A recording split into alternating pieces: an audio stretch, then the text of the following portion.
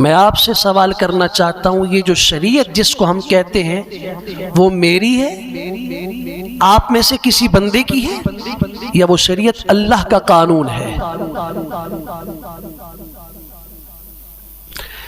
شریعت پر عمل نہ کرنا الگ بات ہے،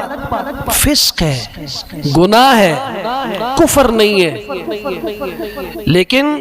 شریعت کی بات کو معمولی سمجھتے ہوئے، حقیر سمجھتے ہوئے، اس کی توہین کرتے ہوئے یہ کہنا کہ اپنی شریعت آپ پہ کول رکھو، یہ کلمہ کفر ہے۔ اہل علم نے وہ عمومی روزمرہ کی زندگی میں بولے جانے والے کلمات جنہیں ہم معمولی سمجھتے ہیں اور دائرہ اسلام سے ہمیں خارج کر دیتے ہیں، ان میں سے پہلا کلمہ ہے اپنی شریعت اپنے پاس رکھو۔